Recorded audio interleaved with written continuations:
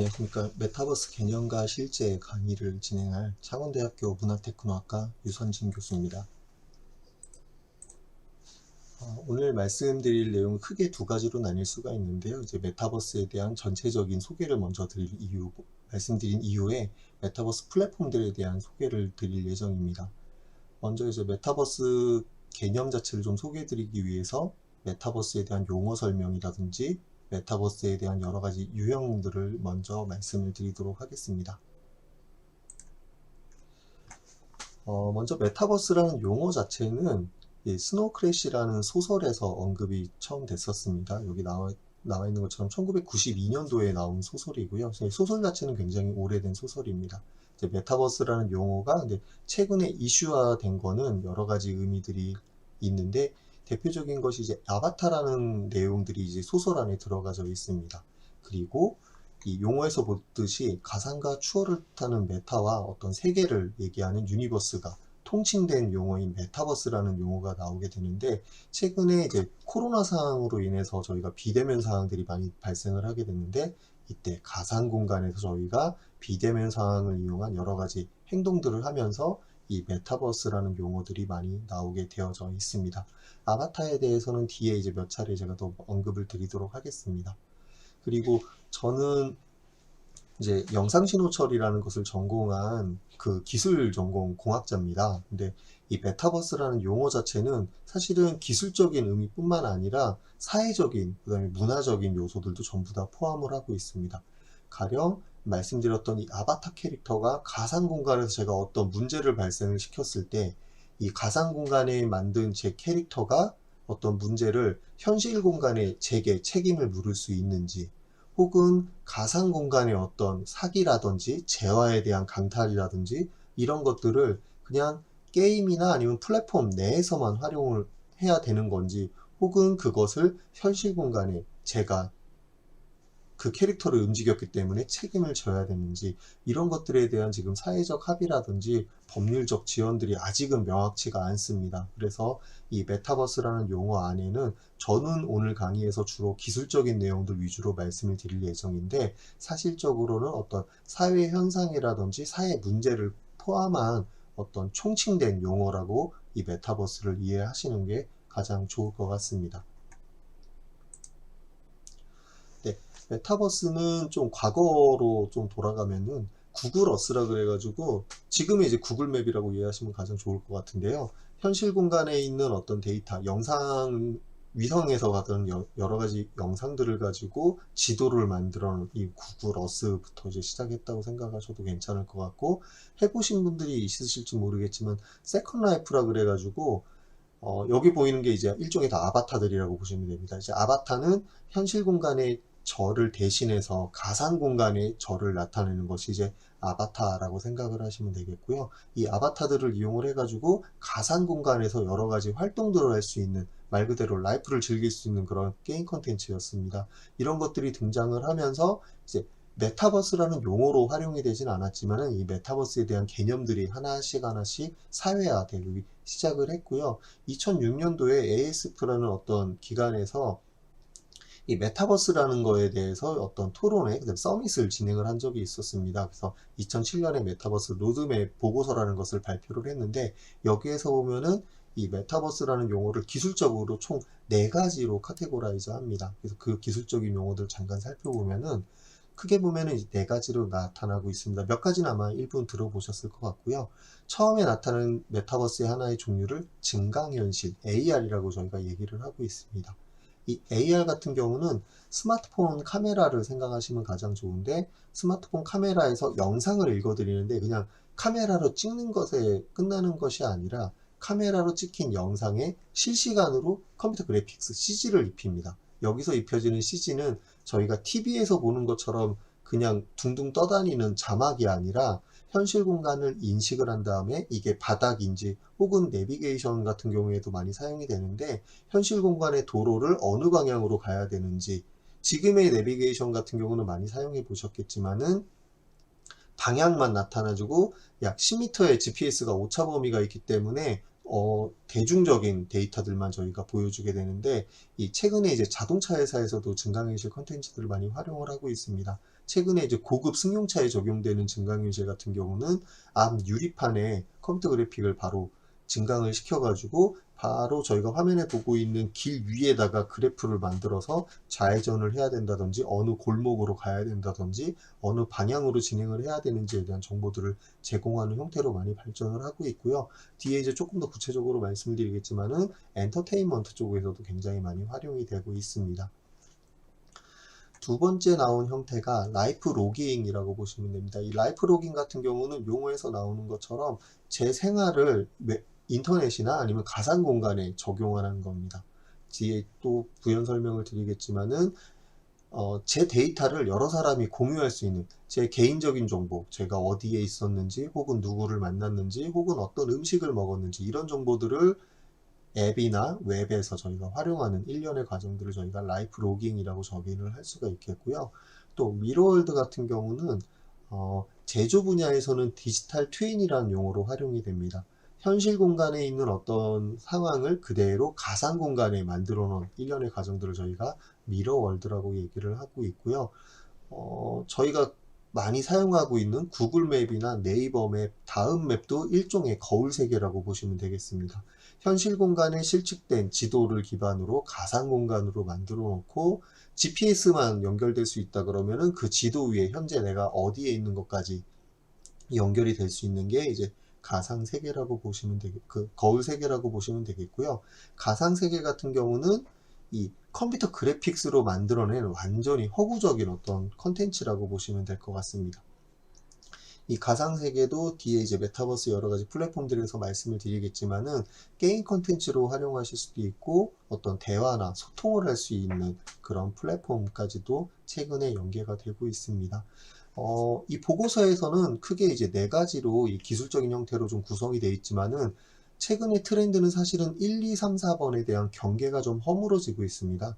말씀드렸던 것처럼 라이프 로깅, 내가 현재 지금 어디 있는지를 태깅을 하는데 거기에 증강현실을 이용해서 어떤 사진을 찍었다 그러면은 거기에 GPS 정보까지 연결해서 어디에 있었다라든지 아니면 음식 정보까지 혹은 사람의 얼굴을 찍었다 그러면 누구를 만났다 그러면 얼굴 인식이 돼가지고 이 사람에 대한 정보를 뭐 올려놓는다든지 또 디지털 트윈이 되는데 디지털 트윈 안에서도 가상 세계가 연동이 됩니다. 여기서 모방한 가상 공간이기 때문에 모방하지 않은 곳을 이제 가상 세계라고 표현을 하지만은 여기에서도 지금 경계가 약간 허물어져서 특히나 요즘에는 이제 공장 같은 것들을 제조 공장 같은 걸 만들 때 가상으로 먼저 시뮬레이션을 해보는 경우들이 있습니다.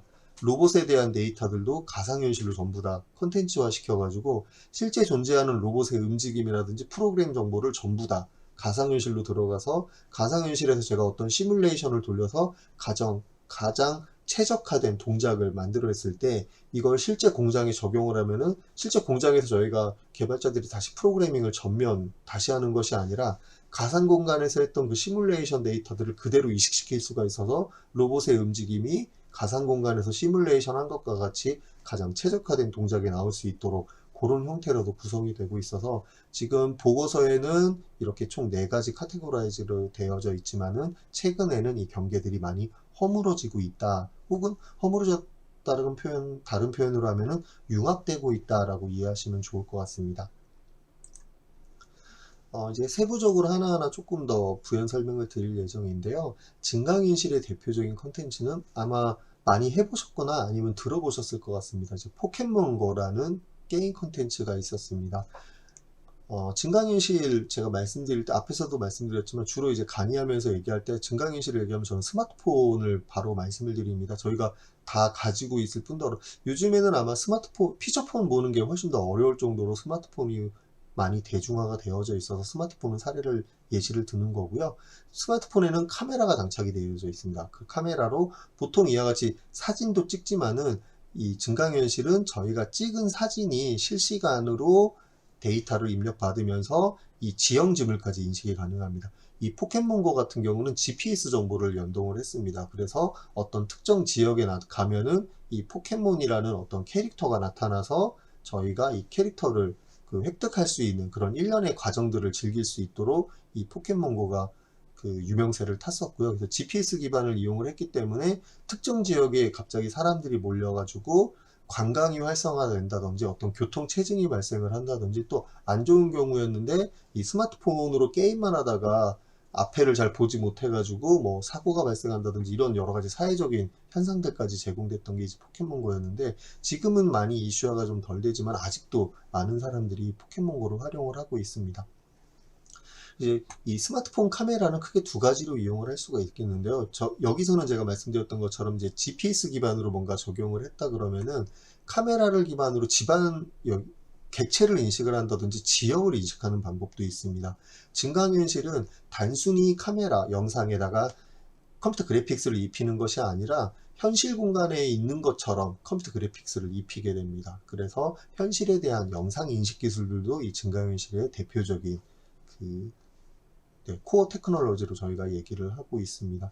또 뒤에 조금 더 부연 설명을 드리겠지만은 이 포켓몬고가 사실은 성공한 이유는 이 포켓몬고가 했던 이 GPS를 이용한다거나 여기다 CG를 넣는 거, 이 기술 자체는 과거에도 있었습니다. 근데 포켓몬고가 성공한 대표적인 사례는 지식재산권을 가지고 있었기 때문에 성공을 했었습니다. 포켓몬이라는 굉장히 많은 유저들을 가지고 있는 이 컨텐츠를 가지고 이 게임과 연동을 해서 굉장히 많은 사용자들이 유입이 됐던 대표적인 증강현실 성공 사례가 되겠습니다. 또 앞서도 말씀드렸던 것처럼 스마트폰의 이제 내비게이션 용도로 저도 많이 활용을 하는데요. 지금 저희가 쓰고 있는 내비게이션은 사실은 얘처럼 보이실 겁니다. 자동차에 탑재된 것들도 얘일 거고요. 네, 지금 고급 승용차 같은 경우는 이 카메라가 아니라 대시보드에 있는 앞 유리에 바로 컴퓨터 그래픽을 입혀가지고 여기서 보이는 것처럼 뭐 좌회전을 해야 되는지 우회전을 해야 되는지 현실에 있는 데이터 위에다가 컴퓨터 그래픽을 입혀서 운전을 도움을 줄 수 있는 그와 같은 형태로도 구성이 되어지고 있고요. 우측에서 보시면 아시겠지만은 카메라가 약간씩 움직이고 있습니다. 약간의 떨림을 보이실 텐데 근데 안쪽에 있는데 그래픽을 보시면 그래픽은 전혀 떨림이 없는 걸 보실 수가 있습니다. 앞서 말씀드렸던 것처럼 카메라가 영상을 인식을 하는데 바닥 평면을 인식을 한 겁니다. 바닥 평면을 인식을 해가지고 여기에 있는 그래픽 블럭들이 실제 존재하진 않지만은 바닥에 실제 존재하는 것처럼 붙어서 현실을 인식을 해서 그 위에 CG를 입힌 또 다른 대표적인 게임 콘텐츠 중에 하나가 되겠고요. 그래서 증강현실 콘텐츠는 현실의 영상 위에다가 어떤 가상의 CG 그래픽을 입히는데 그냥 입히는 것이 아니라 현실의 어떤 정보를 기반으로 해서 CG를 입힌다. 이렇게 이해하시면 가장 좋을 것 같습니다. 또 라이프 로깅 같은 경우는 용어에서 나오는 것처럼 저희 인생을 어떤 기록하는 일종의 합성어가 되겠습니다. 여러 가지 뭐 부연 설명도 드릴 수가 있겠지만은 우측에 사진 한 장으로 압축할 수가 있을 것 같습니다. 페이스북을 통해서 제 일상을 올린다던가 유튜브를 통해서 어떤 스트리밍이나 제 방송을 한다거나 아니면 인스타그램이나 트위터들을 이용해서 뭐 사진을 찍어서 올린다던가 여러 가지 논의를 한다거나 그래서 제가 가지고 있는 여러 가지 현실 정보의 기반 정보들을 가상으로 올려서 다양한 사람들과 이런 기록된 저작물들을 공유할 수 있는 일련의 활동들을 저희가 라이프 로깅이라고 얘기를 하고 있고요. 실제 라이프 로깅은 지금 이 강의를 들으시는 분들도 무의식적으로 굉장히 많이 하고 계셨을 수도 있습니다.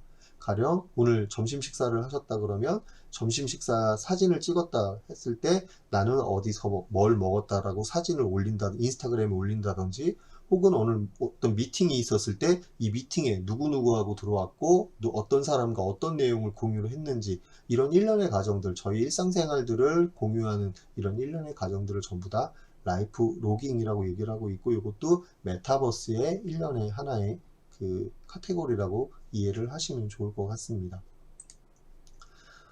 저는 이제 강의 가면은 이제 대상에 따라 조금 달리 강의를 하는데 오늘 같은 경우는 이제 재직자분들 위주로 강의를 하기 때문에 싸이월드를 먼저 말씀을 드리겠습니다. 잘 기억하시겠지만은 저도 많이 활용을 했었고요. 싸이월드가 대표적인 메타버스 플랫폼이라고 생각을 하시면 좋을 것 같습니다. 그 당시에 미니홈피라는 것을 저희가 만들었고요. 이 안에 미님이라는 아바타를 저희가 탑재를 했었죠. 이 아바타들도 캐릭터들을 저희가 마음대로 바꿀 수가 있었습니다. 뭐 옷을 바꾼다던가 뭐 헤어스타일을 바꾼다던가 뭐 패션 아이템들을 적용을 한다던가 이런 것들이 다 들어가 있었고요. 그리고 싸이월드 안에 제가 어떤 뭐 상태 메시지라든지 아니면 어떤 글이나 사진 같은 것들을 올리면은 다른 사람들이 그걸 보고 어디랑 누구랑 갔었는지 또 그 밑에 댓글을 달죠. 댓글을 달면 또 대댓글을 달아서 소통을 할 수 있다든지 제 일상생활을 그대로 올려놓는 일련의 과정들을 싸이월드에서 시작을 했었고요. 또 최근의 트렌드는 의료보건 분야로도 확장이 되고 있습니다. 제가 운동을 어떻게 스마트워치 요즘 많이 활용을 하실 텐데 뭐 스마트폰도 이런 기능들이 제공이 되고 있고 스마트워치는 거기에 약간 좀 특화가 되고 있는 것 같습니다. 제가 오늘 운동을 했으면 어떤 운동을 했고 심박은 어땠으며 어디서부터 어떻게 움직였고 이동 경로는 어떻고 또 강도가 높은 운동을 했는지 또 최근에 나오는 특정 스마트워치 같은 경우는 당뇨를 측정해 준다든지 건강 상태를 그 IoT 기술을 이용해서 계속 센싱을 해서 어떤 특정 서버로 보내는 그런 용도로도 많이 활용을 하고 있습니다. 이렇게 되면은 저희가 매년 뭐 정기 검진을 받지 않더라도 제 데이터가 쌓이다가 보면은 제 건강 상태도 알 수가 있게 되겠고요.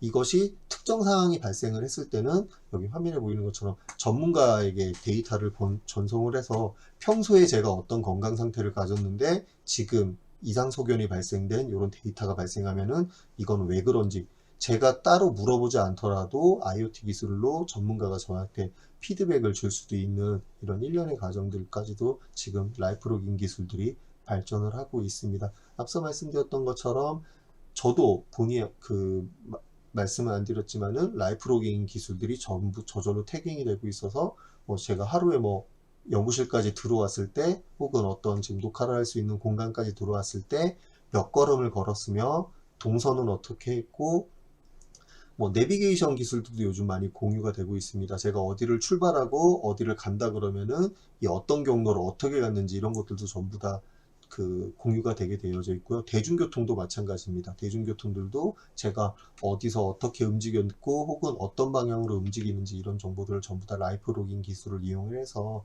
제공을 하고 있어서 라이프로깅은 별도의 기술보다는 지금 그 강의를 들으시는 이 재직자분들이 매일 일상으로 겪는 모든 과정들이라고 이해를 하시면 더 편할 것 같습니다. 네, 미러월드 같은 경우는 앞서 제가 말씀드렸던 것처럼 현실 공간에 있는 어떤 정보들을 그대로 가상 공간에 만들어 놓은 일련의 과정들을 미러월드라고 혹은 거울 세계라고 말씀을 드렸는데요. 이게 제조 분야에서는 디지털 트윈이라는 용어로도 많이 활용이 됩니다.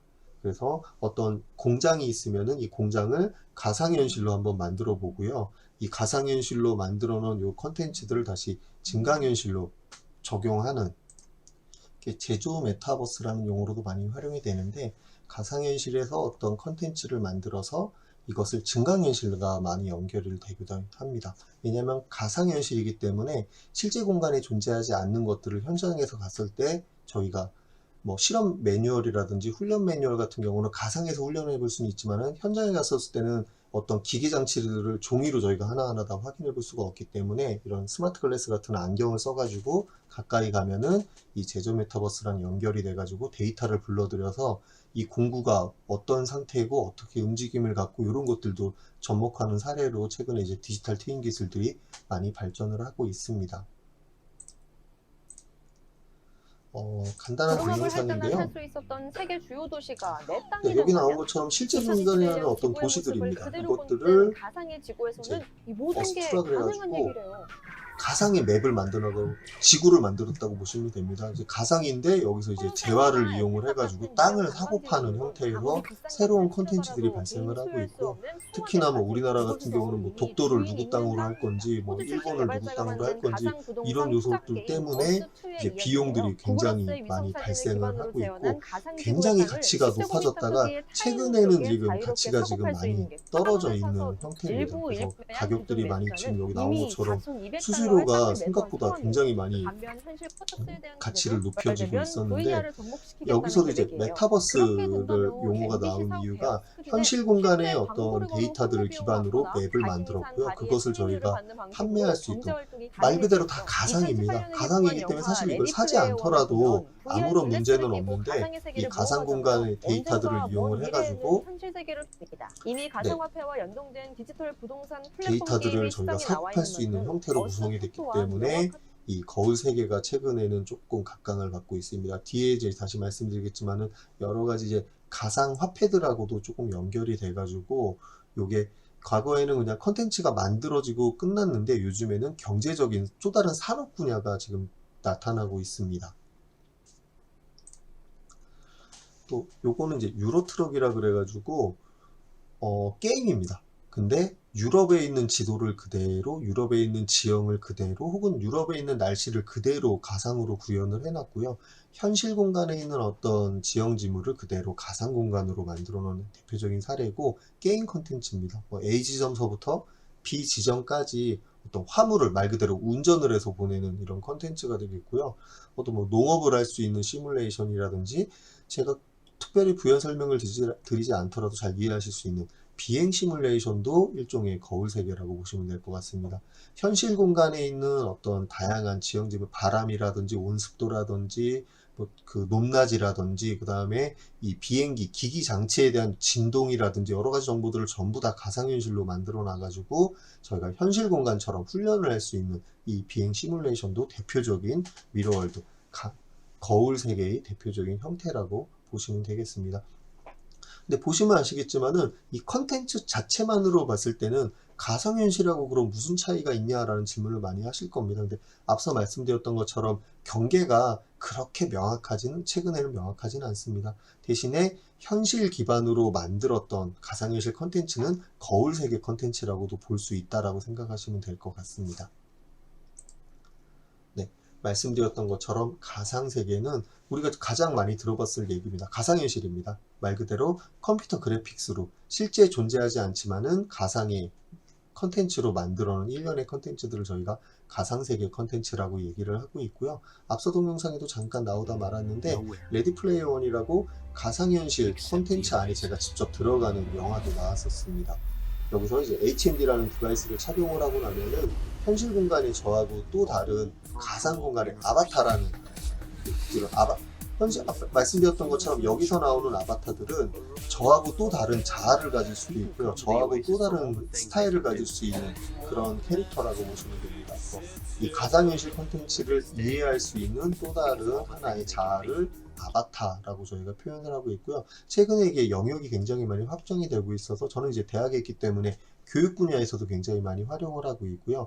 뒤에 말씀드릴 여러 가지 메타버스 플랫폼들에서도 설명을 드리겠지만 쇼핑이라든지 아니면 가상 협업이라든지 여러 가지 형태들로 지금 많이 구성이 되고 있습니다.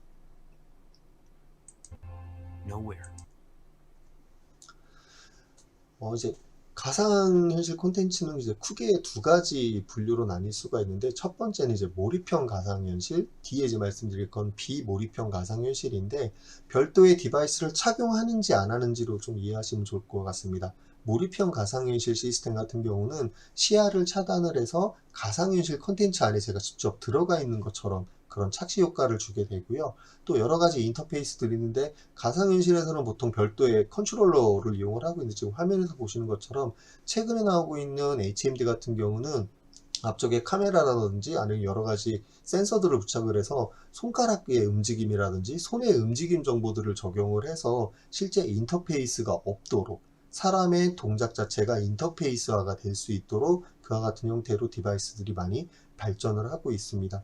그리고 뒤에 조금 더 부연 설명을 드리겠지만은 이와 같은 디바이스들이 과거에는 성능이 좀 떨어졌습니다. 화질도 조금 안 좋았고요. 그다음에 저희가 움직임을, 디바이스들을 이용을 하면 움직임을 갖게 되는데, 저는 고개를 1초 전에 돌렸는데 영상이 1초 뒤에 따라온다든지 이런 형태로 멀미 효과 같은 것들이 많이 발생을 했었는데, 최근에는 이제 디바이스나 여러 가지 그래픽 엔진 같은 것들이 많이 발전을 해가지고 과거에서 많이 느꼈던 멀미 현상들이 지금 최근에는 많이 없어지는 추세입니다. 그래서 최근에 이제 가상현실 컨텐츠를 체험 못 해보셨던 분들은 디바이스, 최근에 나온 디바이스하고 최근에 나온 가상현실 컨텐츠를 한번 체험을 해보시면 과거하고는 달리 그런 멀미 효과를 많이 줄인 걸로 이해를 하실 수 있을 것 같습니다.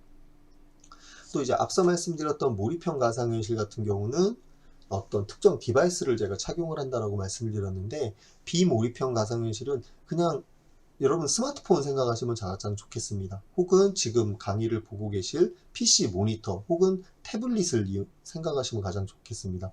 별도의 디스플레이가 있고요. 그 디스플레이 안에서만 어떤 가상현실을 즐길 수 있는 것이 저희가 비몰입형 가상현실이라고 얘기를 하고 있고요. PC 게임을 생각하시면 가장 좋습니다.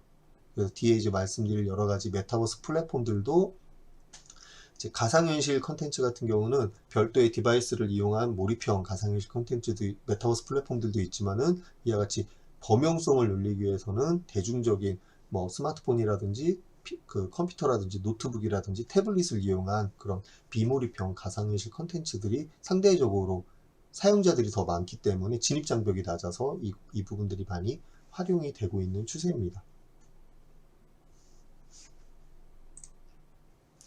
그래서 가상현실 컨텐츠는 사실은 교육 분야에서 굉장히 많이 활용을 하고 있습니다. 교육 분야에서 활용이 되는 대표적인 사례가 뭐냐면 실패를 해도 된다는 겁니다. 저희 학생들도 하면 어떤 위험한 동작이나 어떤 실습 같은 경우는 못하게 안전 문제 때문에 못하게 하는데 가상현실에서는 제가 그 잘못된 행동을 함으로써 어떤 문제가 생길 수 있는지 저희가 체험을 해볼 수가 있어서 학생들이 어떤 현장에 가서 혹은 어떤 위험한 장비나 기계 실습 장비 같은 것들을 활용하기 전에 가상현실로 먼저 교육을 받는 게 굉장히 큰 이슈가 되고 있고요. 특히나 요즘 기업에서도 이 OJT라든지 아니면 신입사원 교육을 위한 여러 가지 컨텐츠 제작들이 많이 이슈화가 되고 있습니다. 그래서 입사 전에 각 사용자들이 이 HMD를 이용을 해가지고 혹은 특정 교육장에 모여가지고 이 직무 교육을 미리 받을 수가 있는 그 환경까지 제공이 되고 있고요. 또 가령 어떤 비싼 장비를 제가 훈련을 받아야 된다고 했을 때 한 사람은 훈련을 받을 수 있지만 나머지 사람들이 그 비싼 장비들을 개인마다 한 대씩 줄 수가 없기 때문에 훈련을 못했던 거에 반해서 지금의 이제 가상현실 콘텐츠를 이용하면은 개인당 모두 비싼 장비를 한 대씩 사용할 수가 있어서 훈련을 받을 수가 있기 때문에 이 기업에서도 최근에는 여러 가지 현장에서 이 가상현실 컨텐츠를 접목하는 사례들이 굉장히 늘어나고 있습니다. 또 말씀드렸던 것처럼 어떤 뭐 인테리어라든지 아니면은 그 제조 공장을 만들기 위해서 과거에는 어떤 그냥 일반적인 시뮬레이션만 돌렸다면 최근에는 가상현실 제조 메타버스라고 불리고 있는데 그 말씀드렸던 이 로봇이라든지 기계 장치에 대한 3D 데이터나 움직임 정보들을 전부 다 가지고 오게 됩니다. 그래서 가상현실에서 제가 어떤 움직임을 갖도록 프로그래밍을 해놓고 시뮬레이션을 해서 이 제품이 최적화가 될 수 있도록 그렇게 만들어 놓으면은 그 공정 그대로 현실로 만들기도 합니다. 제가 사용했던 어떤 로봇 데이터가 있으면은 실물 공간에 있는 그 로봇을 그대로 탑재를 시키면은 제가 가상현실에서 프로그래밍한 것이 현실에서 그대로 움직임을 갖는다든지 사실 반대도 가능합니다. 아까 이제 그 디지털 트윈이라는 용어도 말씀드렸는데 가상 공간에 제가 어떤 로봇의 움직임이나 아니면 사람의 움직임이 있다면은 그것을 센싱을 해가지고 가상 공간에서 그럼 시뮬레이션이 가능해지기 때문에 이런 현실과 가상을 왔다 갔다 하는 형태로도 최근에 많이 활용이 되고 있고요. 또 대표적인 게 사실은 엔터테인먼트 쪽입니다. 저희 교육이라든지 어떤 뭐 제조라든지 여러 가지 그 산업군에 대해서 뭐 인테리어라든지 이런 분야에 대해서 말씀드렸지만은 가상현실의 가장 대표적이고 일반 사람들이 접하기 좋은 건 사실 게임 컨텐츠입니다. 그래서 게임 분야나 엔터테인먼트 분야에서도 굉장히 많이 활용이 되고 있는 게 이제 가상현실 컨텐츠라고 보시면 되겠습니다. 그래서 앞서 이제 메타버스 용어나 여러 가지 그 카테고리에 대해서 잠깐 말씀을 드렸고요. 이제부터는 메타버스 플랫폼들에 대해서 소개해 드릴 예정입니다. 크게 두 가지로 나눠볼 수가 있는데 이제 국산 메타버스 플랫폼과 외산 메타버스 플랫폼이다. 이제 네이버에서 만든 제페토나 제비라는 플랫폼이 있고요. SK 계열에서 만든 이프렌드라는 플랫폼이 이제 국산 메타버스 플랫폼이 되겠고 아래쪽에 외산 플랫폼 중에는 유명한 게더타운이라든지 로블록스라든지 마인크래프트라든지 이런 것들에 대해서 간단하게 설명을 드리도록 하겠습니다. 대표적인 게 이제 제페토라고 보시면 되는데 제페토 여기 지금 21년 기준으로는 2억 명이라고 되어 있지만 가장 최근 데이터로는 4억 명을 돌파한 걸로 지금 그 유저수입니다. 유저수가 4억 명 이상 돌파를 했고요. 실질적으로 제페토 같은 경우는 10대 후반서부터 20대 초반이 주 타겟층입니다. 그래서 젊은 사람들이 굉장히 많이 활용하고 있고 특히나 이제 고등학교나 이제 대학생들은 굉장히 많이 활용을 하고 있어서 진입 장벽이 굉장히 낮았습니다. 또 뒤에 이제 말씀드릴 로블록스나 이제 마인크래프트 같은 경우는 게임적인 요소가 훨씬 더 크기 때문에 초등학교 학생이나 이제 중학생 정도까지가 좀 많이 사용을 하고 있고요. 제페토는 이제 10대 후반, 20대, 멀리 봐서는 30대 초반까지도 굉장히 많이 사용하고 있는 메타버스 플랫폼이라고 생각을 하시면 되겠습니다. 네이버 계열사에서 만들었고요. 지금까지도 계속 발전을 하고 있는 콘텐츠가 플랫폼이 되겠습니다. 이 제페토 데모 영상 한번 보시겠습니다. 네, 말씀드렸던 것처럼 아바타를 만들 수가 있고요. 여기서 나오는 아바타는 지금 복장이 전부 다 다르고 얼굴 형태나 헤어스타일이 전부 다른 걸 보실 수가 있을 텐데 현실 공간에 저하고 똑같은 아바타를 만들 수도 있고 여기서 또 나오는 게 재화가 있습니다. 가상화폐가 들어가 있어가지고 뒤에 이제 말씀드리겠지만은 기존의 이제 메타버스 플랫폼은 별도의 산업군이 형성이 되어 있지 않았는데 최근에 이제 메타버스 플랫폼은 그 안에서 경제 활동이 가능할 수 있도록 되어져 있습니다. 그래서 아마 기사를 많이 보셨겠지만은 유튜버라는 직업군이 그 유튜브로 인해서 파생이 됐었는데 뭐 월 1, 2천만 원, 뭐 그 이상의 고수익을 받는 유튜버들도 많이 나왔는데 최근에 이 제페토를 이용한 재화를 만든다거나 어떤 컨텐츠 개발자들이 월 1,000만 원 이상의 재화를 그 수익을 얻는 그런 개발자들도 최근에 많이 나타나고 있습니다. 또 앞에 말씀드렸던 것처럼 이 제페토 같은 경우는 이 캐릭터들을 전부 다 저희가 형성하게 되는데 저랑 똑같이 만들 수도 있고요. 아니면은 저랑 좀 완전히 다른 객체로 만들어 놓을 수도 있습니다. 근데 저희 학생들도 그렇고 대부분 보면은 아바타를 현실 공간에 저보다는 전혀 색다른 현실에서 내가 해보지 못했던 뭐 가령 뭐 염색을 한다든지 아니면은 뭐 피어싱을 한다든지 옷을 뭐 과감하게 입어본다든지 그런 형태로 또 다른 현실에서 하지 못했던 또 다른 자아인 아바타를 통해서 현실 공간에서 하지 못했던 여러 가지 내용들을 접목해보는 그런 형태로 메타버스 플랫폼들을 젊은 학생들은 지금 굉장히 많이 활용을 하고 있는 형편입니다. 네, 그래서 제페토는 지금 누적 가입자 수가 아까 말씀드렸던 것처럼 4억 명을 넘었고요. 이제 글로벌 컨텐츠이기 때문에 유입자 수가 굉장히 많이 빨리 늘고 있습니다. 그래서 앞서 말씀드렸던 것처럼 이제 월드라고 되어져 있는데 어떤 맵을 형성한다고 보시면 됩니다. 그러니까 이 게임 컨텐츠를 만든다고 생각하시면 되겠고요. 그 안에 의상이라든지 소품 같은 게 제작이 가능한데 여기서 이제 굉장히 중요한 이슈가 개발자 수익을 발생을 시킬 수가 있는 겁니다. 제가 가령 옷을 디자인을 해가지고 제페토에 올려놓으면은 그걸 사람들이 다운로드해서 제 캐릭터에다가 자기 캐릭터에다가 입힐 수가 있습니다. 이때 무료인 컨텐츠도 있지만은 조금 예쁘거나 기능을 더 좋은 걸 쓰고 싶다면은 그때는 이제 현금을 이용한 물론 이제 제페토 내에서 사용되는 가상화폐로 바꾸긴 해야 되지만은 현금을 이용을 해가지고 컨텐츠를 구매를 하게 됩니다. 그러면은 네이버하고 개발자인 제가 수익을 분배를 해서 제가 유튜버처럼 어떤 컨텐츠 기반으로 수익을 만들어내는 형태가 이제 제페토라는 메타버스 플랫폼에서 제공을 해주고 있고요. 이제 뒤에도 말씀을 드리겠지만은 여러 가지 협업을 통해 가지고 이슈화가 많이 되고 있고 다양한 형태로 구성이 되고 있습니다. 또 기능들 오늘은 제가 사실 이 제페토만 하더라도 강의를 굉장히 좀 길게 해야 될 거라서 오늘 그냥 간단하게만 말씀을 드리는데 안쪽에 어떤 행동 모션이라고 되어져 있는데 어떤 특정 동작을 취한다든지 춤을 취할 수 있다든지 그런 것들도 있고요.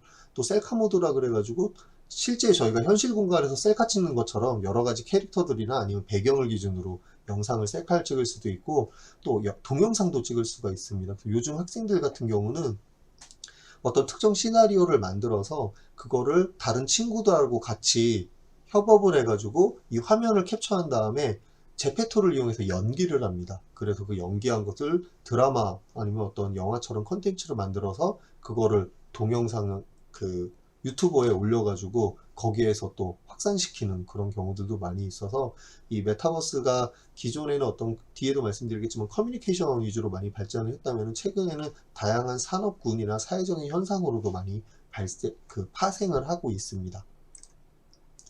또 제페토 같은 경우는 뭐 유명 대기업이라든지 여러 가지 브랜드 협업들을 많이 했는데요. 뭐 자동차를 소개한다든지 아니면 스타벅스에 대한 어떤 샵을 안에 넣을 수가 있습니다. 메타버스 안에 이제 제페토 안에 특정 샵이 있어가지고 그 샵에 가면은 뭐 신제품을 볼 수 있다든지 아니면 여러 가지 뭐 설명을 들을 수 있다든지, 그래서 저희가 홍보 용도로도 굉장히 많이 제페토가 이용이 되고 있고요.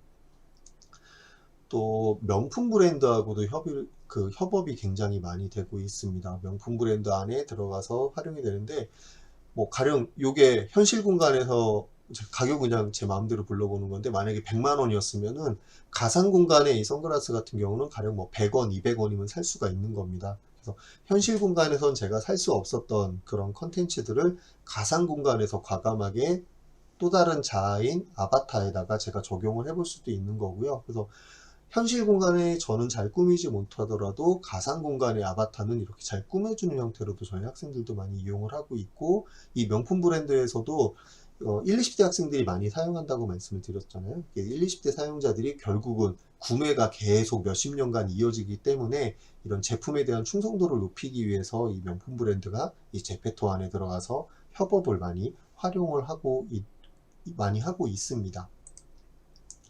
또 다른 응용 사례인데, 여러분 잘 아시는 글로벌 걸그룹인데, 이제 블랙핑크라는 걸그룹이 있습니다. 이제 블랙핑크가 여기 화면에 보시면 아시겠지만은 약 3년 전에 뮤직비디오를 제페토 안에 집어넣었습니다. 이제 브랜드 파워가 있기 때문에 지금 3년 정도 지났을 때 약 1억 4천만 뷰 정도를 달성했는데, 같이 한번 잠깐 보시겠습니다. 이 캐릭터들 하나하나가 입고 있는 브랜드들이 전부 다 판매가 가능하다라고 생각하시면 되겠고요. 그 다음에 이 걸그룹 캐릭터들이 갖고 있는 뭐 화장법이라든지 아니면 스타일이라든지 이런 게 전부 다 표현이 가능합니다. 그래서 제페토 안에는 현실 공간에 제가 하지 못했던 어떤 자아를 가상현실 안에 넣을 수가 있고요. 이제 뷰스에서 보시면 아시겠지만은 그냥 단순한 컴퓨터 그래픽 정도가 아니라 이것을 현실 공간을 기반으로 가상으로 확장을 시켰기 때문에 또 다른 산업군으로도 지금 많이 나타나고 있습니다. 이런 말씀드렸던 이런 디자인, 패션 브랜드에 대한 디자인이라든지 캐릭터 디자인이라든지 아니면 그 안에 있는 이 뒤에 있는 이런 그 콘텐츠 화면을 맵 혹은 이제 여기에서는 월드라고 표현을 하고 있는데, 이런 공간 디자인 같은 것들을 이용을 해서 다양하게 표현할 수 있는 형태로도 구성이 되어져 있습니다. 그래서 뭐 여기서 지금 뮤직비디오를 보여드리고 있지만은 뮤직비디오뿐만 아니라 뭐 팬 서비스나 팬 사인회나 이런 그 코로나 상황이었기 때문에 불특정 다수가 들어와서 여러 가지 행동을 할 수 있는 그런 컨텐츠들도 이 제페토가 많이 응용이 되고 있습니다. 또 다른 걸그룹인데요. 이제 있지라는 걸그룹에서 만들었는데, 얘는 한 2년 됐는데 약 1200만 뷰가 지금 달성이 됐고요. 있지라는 걸그룹의 뮤직비디오를 제가 가지고 온 이유는, 사실은 다음 슬라이드에서 조금 더 부연 설명을 드릴 텐데, 여기서 만들어 놓은 이런 행동이나 동작이나 춤동작 같은 것들을 과거에는 컴퓨터 그래픽으로 전부 다 만들어 냈었습니다. 요즘에 최근의 추세는 모션 캡처 장비라는 것이에요. 있지라는 걸그룹 캐릭터들마다, 이 걸그룹 캐릭터 한 명마다 모션 캡처 장비를 전부 다 부착을 해서 현실 공간에 제가 춤을 추면은 그것이 그대로 가상 공간에 들어갔기 때문에 훨씬 더 부드럽고요. 똑같은 춤 동작을 추더라도 개인에 따라서 동작의 그 범위가 달라지는데, 그것을 그대로 가상현실로 표현할 수 있기 때문에 모션 캡처가 지금 활용이 되고 있습니다. 지금 보시면은 이게 제가 컴퓨터 그래픽으로만 만든 것뿐만 아니라 아바타 자체는 이제 컴퓨터 그래픽으로 만들겠지만은 이 동작 정도는 뒤에 다음에 슬라이드에서 보여드릴 모션 캡처 장비라는 것을 이용을 해가지고 제가 팔을 어떻게 들었는지, 팔을 어디서 구부렸는지, 고개는 어떻게 흔들었는지, 심지어 최근에 이제 데이터 글러브라는 걸 이용을 해가지고 손가락의 마디 정보까지, 움직임 정보까지 전부 다 센싱이 가능하도록 되어져 있어서 메타버스 공간 안에 현실 공간에 있는 제가 메타버스 공간 안으로 들어가는 다양한 형태의 콘텐츠들이 최근에 많이 이슈화가 되고 있습니다. 그래서 앞에 말씀드렸던 것처럼 방금 보여드렸던 그 있지라는 걸그룹에 대한 메이킹 필름인데, 이와 같이 화면에서 보이시는 것 같은 모션 캡처 장비를 착용을 하고 있습니다. 여기 회색 공 같은 것들이 마커라고 불려가지고 3차원 정보들을 저희에게 제공을 해주고 있고요.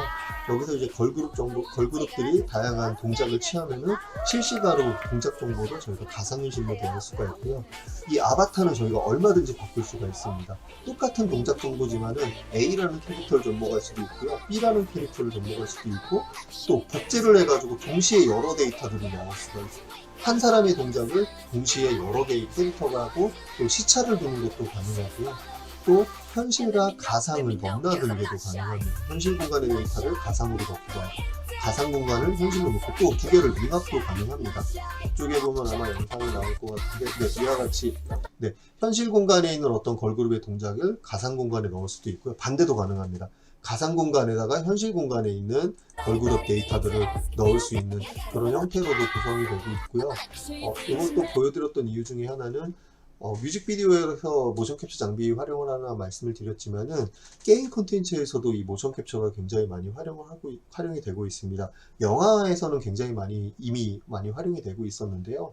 가령 저희가 뭐 피파 온라인이라는 게임을 한다 그랬을 때 손흥민 캐릭터를 저희가 움직이고 싶을 때는 과거에는 그냥 컴퓨터 그래픽으로 동작 정보를 저희가 하나하나 다 만들었었는데 최근에는 손흥민이 만약에 모션 캡처 장비를 착용을 했다면 드리블 할 때의 움직임, 헤딩할 때의 움직임, 슈팅할 때의 움직임을 저희가 전부 다 저장을 해가지고 손흥민 아바타에다가 이 3D 데이터 움직임 데이터를 연동을 하면은 제가 피파 온라인에서 어떤 드리블하는 걸로 키보드로 입력을 하면은 화면에 있는 손흥민 캐릭터는 실제 손흥민이 드리블하는 동작을 그대로 구현하게 되게 되어져 있어서 최근에는 게임 콘텐츠에서도 모션 캡처 장비를 많이 적용하는 이슈가 발생을 하고 있습니다. 물론 이제 말씀드렸던 것처럼 영화에서는 사실은 이전서부터 많이 이용이 되고 있고요. 좀 오래된 영화지만은 뭐 반지의 제왕이라든지 여러 SF 영화에서 어떤 특정 동작을 취했을 때 뭐 저는 지금 갑자기 이제 그 반지의 제왕하니까 골룸밖에 생각이 안 나는데요. 이제 골룸 같은 경우도 그 골룸을 연기한 배우가 모션 캡처 장비를 착용을 해서 움직임을 갖고 거기에다가 CG를 입혀가지고 최종적으로 저희가 관객 입장에서 영화라는 컨텐츠를 보게 된 그런 사례가 있습니다. 그래서 최근에는 모션 캡처 장비들을 많이 활용을 하고 있고요.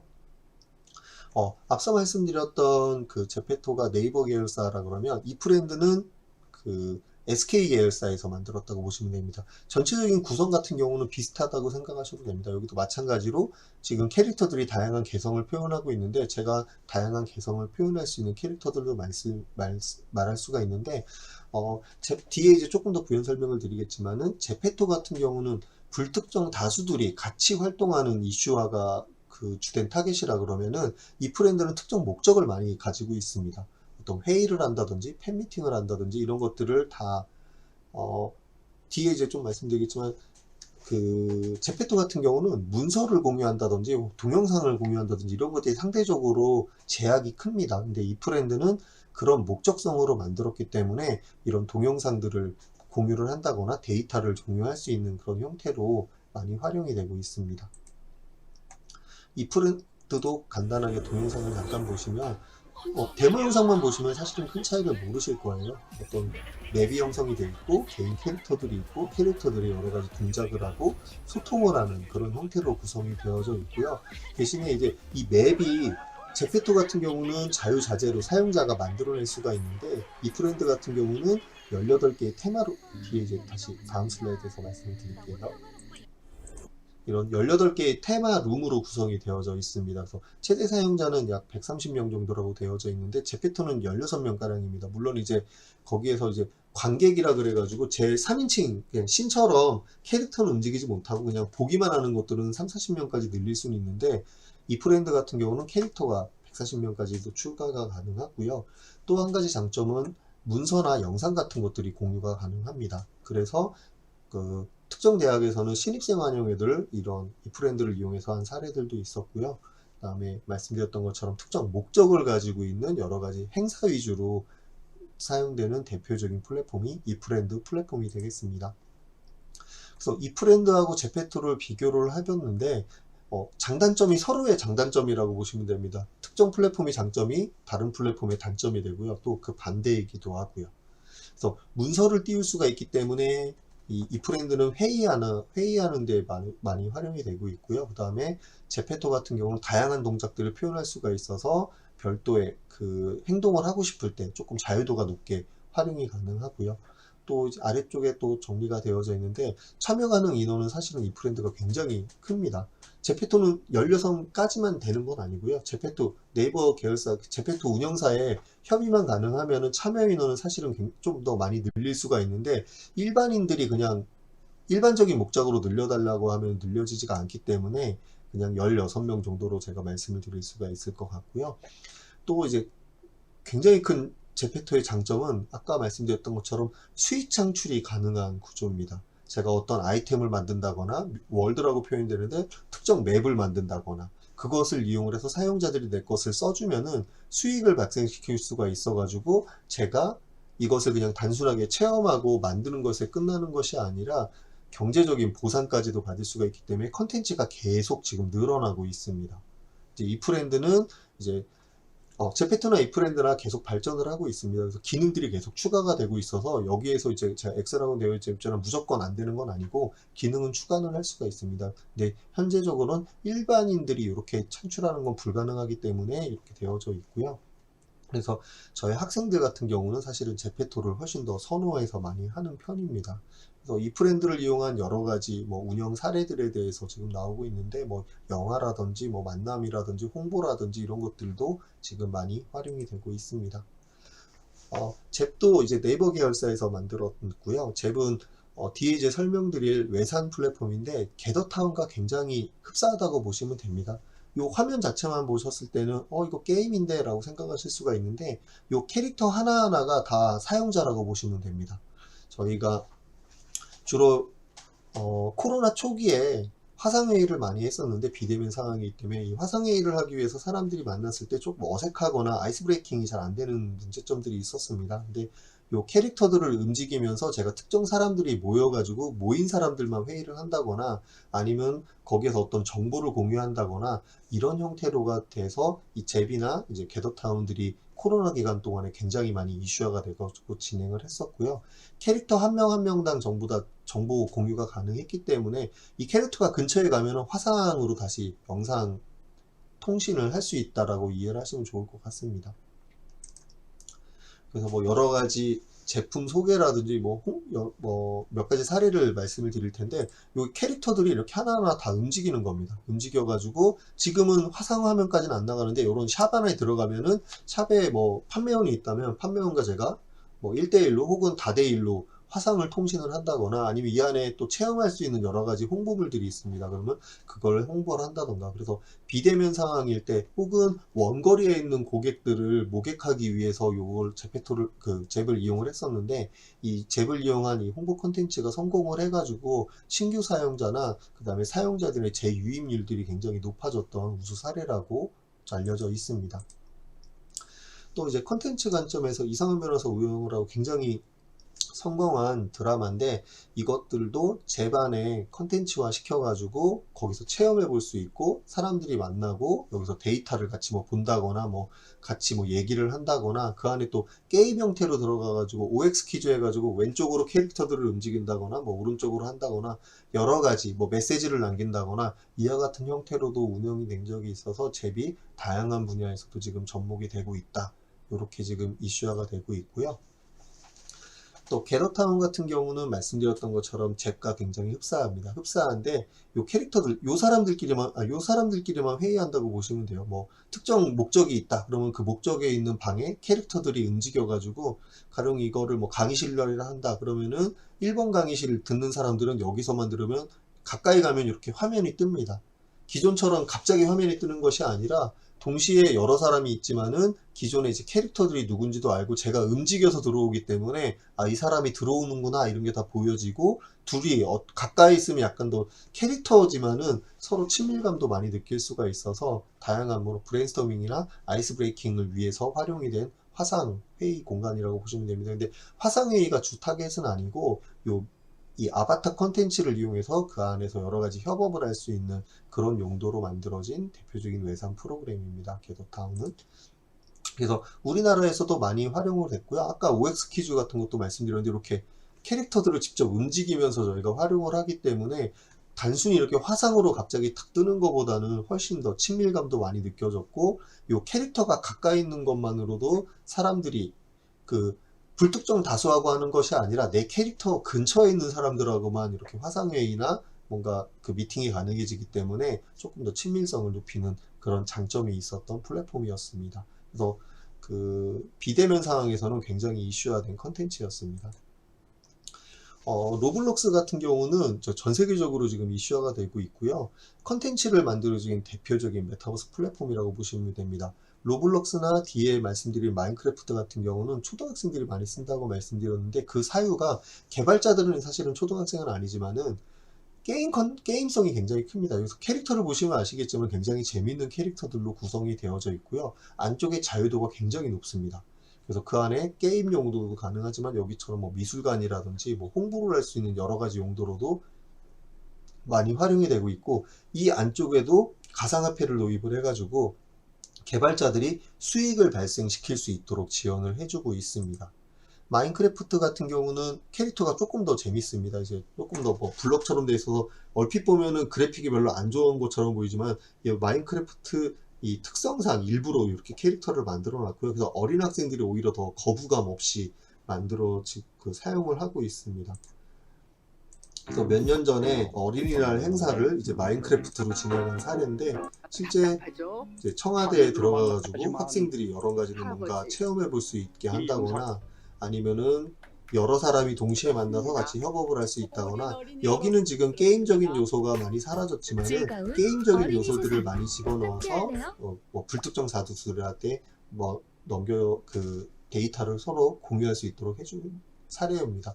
어린이날이라고 제가 말씀드렸던 사유가, 말씀드렸던 것처럼 일반인 대상으로는 마인크래프트보다는 조금 더 뭐 잽이라든지 아니면 제페토 같은 게 많이 활용이 되는데, 저학년들 같은 경우는 이 마인크래프트처럼 게임성이, 이 그래픽 자체가 오히려 학생들을 대하다 보면은 대학생 이상부터는 현실감 있는 것들을 조금 더 좋아하는데, 그 초등학생으로 내려갈수록 비현실적인 이런 이상한 캐릭터들을 조금 더 좋아하는 형태가 있어서 이 마인크래프트를 이용을 해서 콘텐츠를 제작한 사례가 있었습니다.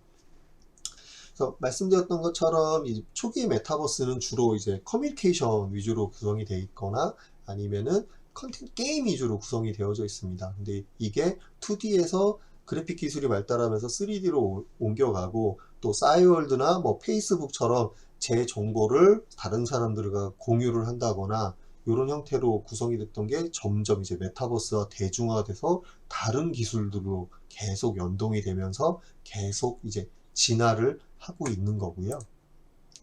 그래서 메타버스 플랫폼에 앞서 첫 장에서도 말씀드렸던 것처럼 스노우 클래시에서 이제 대표적으로 나왔던 아이템 중에 하나가 이제 아바타였습니다. 여기서 이제 제페토에서 이제 라이프 로깅을 뭐 아바타로 한다라고 되어져 있는데, 제페토뿐만 아니라 메타버스 플랫폼에서는 하나의 이슈는 아바타입니다. 현실 공간의 저하고 가상 공간의 저하고 분리하는 형태로도 많이 구성이 되고 있고요. 그래서 이 아바타를 꾸미는데도 사실은 학생들이 굉장히 많은 이슈화를 하고 있고, 저희 오늘 강의 타겟은 아니지만은 최근에는 이제 메타버스 안에 XR이라 그래서 AR, VR, 현실과 가상을 넘나드는 여러 가지 컨텐츠 제작 기술들이 많이 각광을 받고 있습니다. 실제 제조 메타버스에서는 이 XR 기술들이 많이 적용이 되고 있고요. 그리고 앞에 포켓몬고 말씀드릴 때 잠깐 언급을 드렸지만은, 저는 이제 기술 전공자이기 때문에 기술 중심으로 컨텐츠를 제작을 하지만은 실제 더 중요할 수가 있는 게 지식재산권입니다. 이 컨텐츠에 대한 IP를 얼마만큼 잘 확보를 하고 있고 좋은 IP를 가지고 있다면 기술이 약간 상대적으로 부족하더라도 굉장히 큰 경제적인 보상이 될 수 있는 여러 가지 컨텐츠를 제공을 할 수가 있고요. 또 이 메타버스 플랫폼 중에 주요 이슈 중에 하나가, 제가 아까 가상화폐를 잠깐 말씀을 드렸는데, 이 로블록스나 제페토나 저희가 그 개발자들이 보통 이제 제작사 위주가 됐을 때는 컨텐츠에 대한 발전이 조금 더디게 되는데, 여기에선 유튜브하고 비슷합니다. 그 컨텐츠 제작자들이 이 플랫폼을 이용해서 제가 또 다른 컨텐츠들을 만들고 그것으로 뭔가 보상을 받게 되고요. 또 다른 컨텐츠가 들어왔기 때문에 신규 사용자들이 계속 유입이 되고, 그래서 제작사하고 컨텐츠 개발자, 그다음에 프로그래밍 하시는 여러 가지 이제 개발자들이 서로 선순환 과정을 가질 수 있게 한 게 이제 가상화폐가 되겠고, 그래서 로블록스나 제페토나 지금 수익을 얻는 사람들은 굉장히 막대한 수익을 얻고 있습니다. 그리고 진입하는 데는 장벽이 굉장히 낮습니다. 제가 실력이 조금 부족하더라도 좋은 IP를 가지고 있다 그러면 사람들이 많이 유입이 돼서 가격을 좀 받을 수도 있고요. 반대로 이제 기술은 굉장히 뛰어나지만 IP가 좀 부족하면 사람들이 많이 유입이 안 되기 때문에 그런 진입 장벽은 조금 있고, 또 이 개발된 컨텐츠를 등록하는데 큰 제약이 없습니다. 물론 이제 심의 과정을 통과하긴 해야 되지만은 일반인들도 얼마든지 들어가서 이 컨텐츠를 체험할 수 있다라는 것, 그 재화를 만들어낼 수 있다는 게 굉장히 큰 장점이고요. 이 전자화폐를 이용을 해가지고 보상을 받는 게 굉장히 큰 이슈라고 말씀을 드렸는데, 요즘에는 메타버스 플랫폼들마다 이런 재화를 만들고 주고받는 형태로도 많이 구성이 되어져 있습니다. 근데 앞서 말씀드렸던 것처럼 이 메타버스가 이제 사회적인 이슈도 저희가 반영을 해야 되기 때문에 기술적으로는 전혀 이슈가 없는데, 이 가상화폐가 조금 다른 쪽으로 이용이 된다 그러면 사회적인 합의가 지금 좀 필요한 그런 상황이 되겠습니다. 그래서 말씀드렸던 것처럼 이 전용 화폐를 사용함으로써 선순환 구조가 지금 구성이 되고 있는데요. 그 개발자들을 유입시킬 수 있는 동기부여가 됐고요. 개발자들이 유입이 돼가지고 새로운 콘텐츠가 만들다 보니까 사용자들이 더 들어오게 되고, 그러면은 또 보상을 해주고, 그래서 선순환 구조로 들어가서 다양한 개발자, 그 다음에 사용자들이 지금 유입돼서 이 메타버스 플랫폼들을 지금 잘 활용을 하고 있는 상황입니다. 뭐 여러 가지 그 외산 플랫폼들도 지금 잠깐 소개를 드릴 텐데, 그 그래픽 회사죠. 엔비디아에서도 옴니버스라는 이 제조 메타버스를 이용할 수 있는 협업 툴을 제공을 하고 있고요. 마이크로소프트에서는 이제 홀로렌즈라고 불리우는 스마트 글래스도 가지고 있는데, 원격 협업을 할 수 있는 메쉬라는 원격 협업 플랫폼을 제공을 하고 있습니다. 그래서 제조 분야에서는 이런 컨텐츠들을 활용할 수 있는 이런 메타버스 플랫폼들이 지금 계속 도입이 되고 있고요. 뭐 애플이라든지 지금 페이스북, 메타로 이름이 바뀌었는데 페이스북이라든지 이런 부분들도 계속 가상현실이나 증강현실 혹은 메타버스 환경을 연결할 수 있는, 현실과 가상을 융합할 수 있는 그런 형태로 플랫폼들이 계속 구성이 되고 있습니다. 특히나 제조 분야는 말씀드렸던 것처럼 제조 메타버스라 그래가지고 가상 공간에서 뭔가 시뮬레이션하고 현실에 제공을 한다던가, 아니면 현실 공간에 가서 스마트 글래스를 이용을 해가지고 어떤 그 제품을 홍보를 한다든지, 아니면은 수리를 한다든지, 아니면은 여러 가지 공유를 할 수 있는 그와 같은 형태로 지금 메타버스 플랫폼들이 굉장히 이슈화가 되고 있습니다. 네, 그래서 초반에는 뭐 게임이라든지 그냥 단순 소통 위주로 되었었다면은, 요즘에는 이제 IP랑 연동을 해가지고 굉장히 다양한 산업군으로 지금 확장이 되고 있고요.